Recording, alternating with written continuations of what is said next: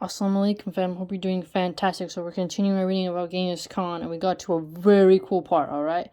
Now this part was very interesting because now we're getting into the psychology of the warriors, right? Now these are formidable warriors, okay? These were nomads roaming the steppe, pure cavalry. They could travel 10 days without stopping, endure all kinds of weather, very solid fighting force, no soy boys.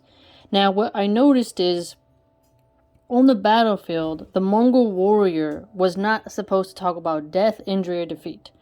So Genghis Khan, he, instead of saying, like, to death will return, right? Like some people motivate their soldiers by death, it appears that Genghis Khan did the opposite of that, which was, don't talk about death, and that you don't mention even a fallen comrade. You don't even mention the name of the warrior who died. That you were supposed to see yourself as sort of immortal, that no one could defeat you or harm you, and you were supposed to focus on the battle to the last moment of death, and then when you were about to die, you were supposed to look to the eternal blue sky, which is their conception of God, and get ready to pass on to the next dimension, essentially. So the Mongol warriors were not supposed to really, I guess, focus on injuries or weaknesses or death or anything like that. It was taboo in the ranks. I found this quite an interesting psychological mode. So he really wanted to focus on life instead of, like, death, which is unique, because you always want to know what each general talks to his formidable warriors and how they do it. Another interesting thing was how the fallen soldiers originally were left out to be eaten by animals or decomposed naturally. But then later, Genghis Khan changed that because he felt, well, some people might not get to decompose fully, and the people who are locals, they might desecrate the body of the soldiers. So actually, they're going to start sending the bodies back to be interned in the steppe, which is pretty cool, very interesting. So they changed to burying later. But then, they would put them on the back of a camel or on an oxen cart and travel. And what was really cool is they even started getting more nervous about hiding the bodies instead of leaving them out.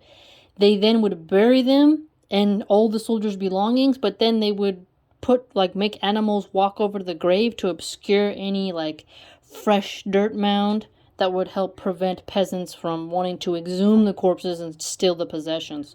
So an interesting change occurs within, Genghis Khan's thinking is on the steppe culture, kind of honoring the nature that they see and, being in tune with, the way the elements are on the earth. And as he's going through the Jirkid campaigns, the bodies start becoming probably more apparent. So they don't want their soldiers to be dishonored by people. They don't see the animals eating them and being left out in the elements as desecration, but rather humans taking stuff and, touching the bodies and doing things to dishonor the soldiers and the honor of the Mongol soldier. So that's actually really interesting. So I wanted to share that with you. There is something very unique about his approach, and it shows us that Genghis Khan was willing to change certain traditions in order to maintain the dignity of his people. And also he put the war captives to transport the dead bodies, which is interesting too, because I thought he would put the soldiers to do it, but he did it for the captives as well, to be like, hey, you got to transfer the bodies. So that's cool. And then another point that was also interesting is how he was very into the scholars. So he wanted Khitan scholars and Chinese scholars within his Mongolian empire.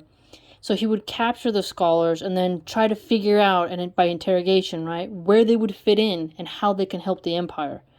So he is a leader that is very dynamic. So I guess the first scholar that he got was of a royal family of the Khitan, Yelu Chukei.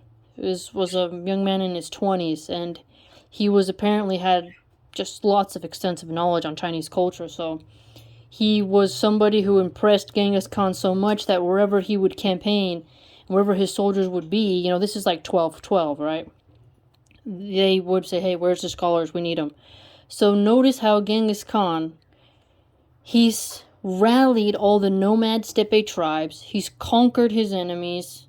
He has got scholars on his side, and he's training his men in the most rigorous, disciplined way ever, right? And he's also learning more about how he wants to dispose of his soldiers. So, very dynamic leader, lots to look at, and he definitely was not an idiot. He was brutal, no doubt, right? If you're on the losing side, you definitely don't see him the same, but we also can learn from him and how he did it, and history is amazing. So, there's some cool fact nuggets for you.